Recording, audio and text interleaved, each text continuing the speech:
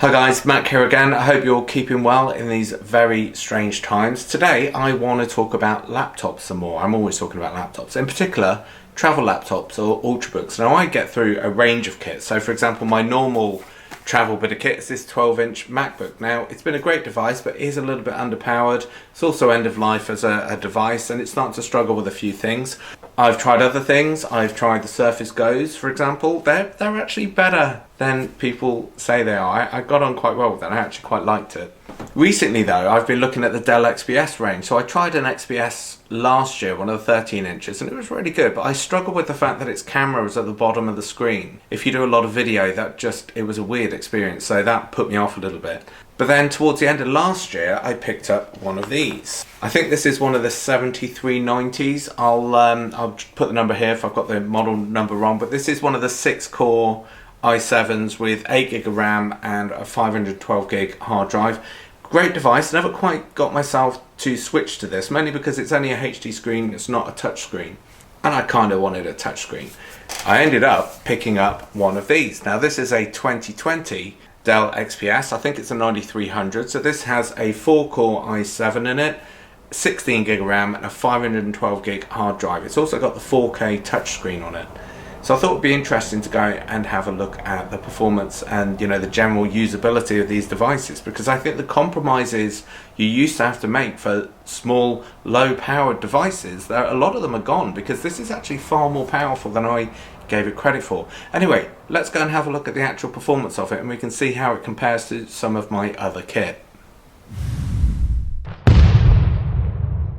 Here we are with our Dell XPS then. Now I've just noticed I've got the wallpaper for my Mac Pro on there for some reason. But anyway, let's start out. We'll have a look at some of the benchmarks. I know benchmarks are a bit dull, but they're important to some people. So let's start out. We'll have a look at the performance of the SSD in this unit. There you go. It's very similar to what I'm getting in my MacBook Pro units. It's around 2GB per second write speed and about 2.3 to 2.5 gigabytes read speed. It's very, very quick and very comparable to what I get in my MacBook Pro, like I said. Let's also have a look at some of the other benchmarks for other machines that I've got. Let's just open this one here. So down here you will see the Dell XPS 7390. Now that is the i7 6-core from late last year.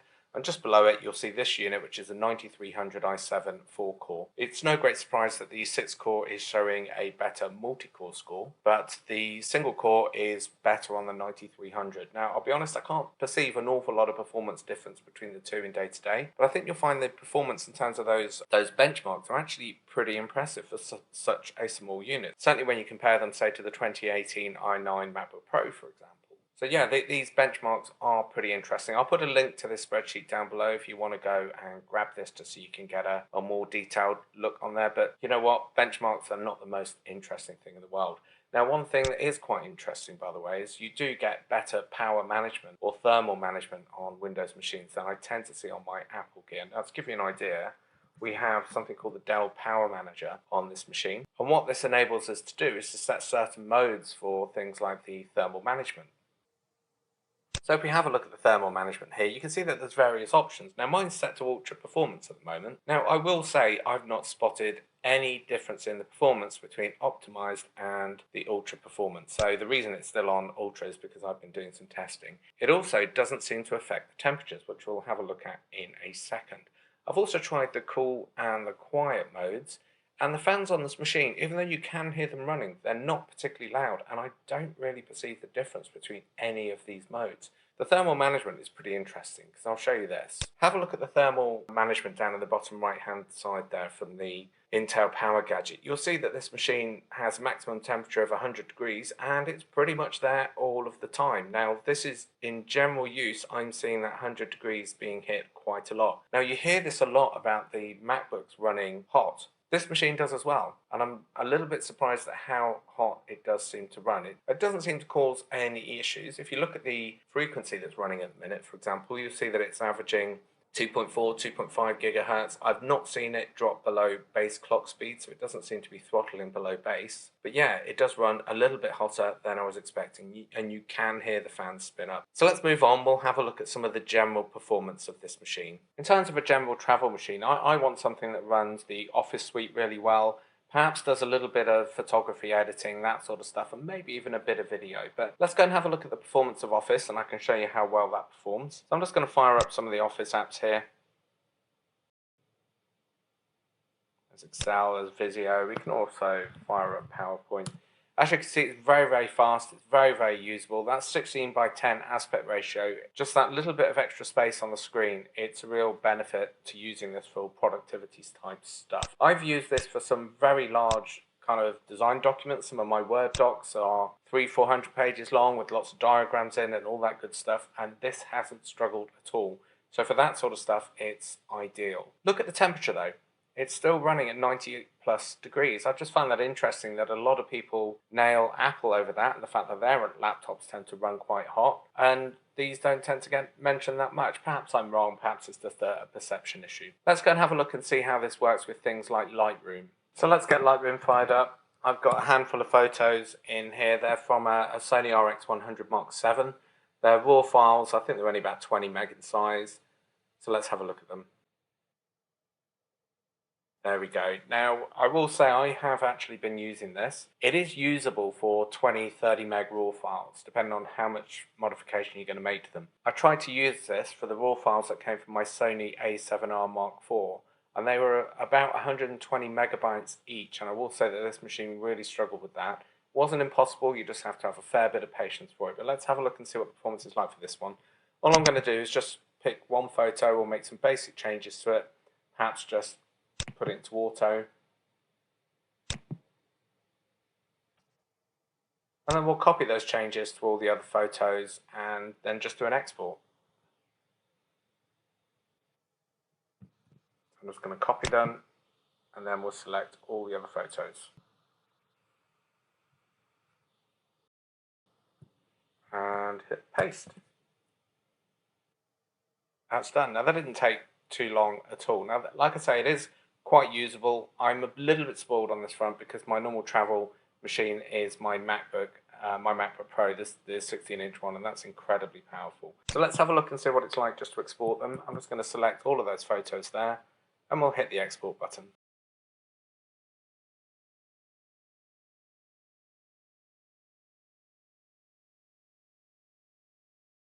So I'm just going to change it to full size, and we'll hit the export.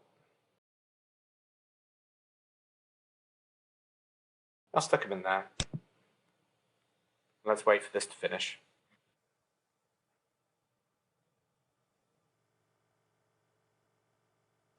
That's all done. Didn't take that long. I will say it is entirely usable. Like I say, if your camera produces some larger raw files, you might struggle with that a little bit. Certainly, it's not really usable for my A7R photos, but I tend to do that when I get home anyway. But hopefully that'll give you an idea what the photo editing is like. So let's knock that down.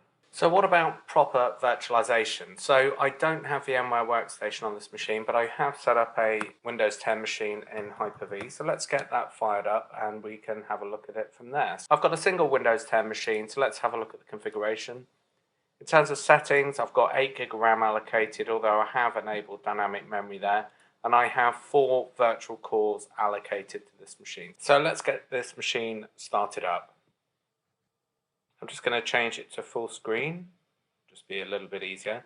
Now, one thing I have noticed, because I'm recording the screen, it does seem to impact on this virtual machine more than you'd possibly expect. So my experience when I'm not running my screen recorder is probably about 15 to 20% better than what you're probably seeing here. But the thing I will say, even with that delay due to the screen recording, it is very, very usable, surprisingly so in fact.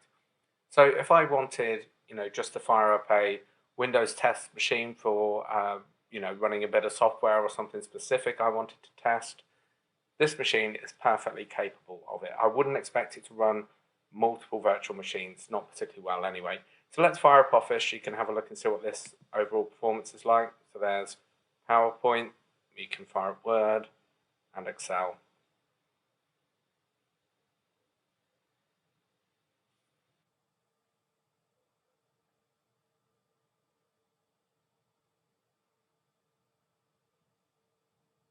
There we go.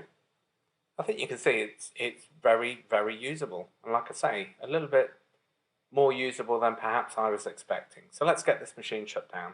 Now, one thing I would like to show you is the performance of Wi-Fi on this unit. Now, it does have a Wi-Fi 6 adapter in here, but my home Wi-Fi is not Wi-Fi 6. But one thing I will say is I have struggled for signal here because the walls in my apartment are actually quite thick. So this device has better performance than any of my other machines, including my 16-inch MacBook Pro. So let's have a look at the performance and I'll show you what I mean.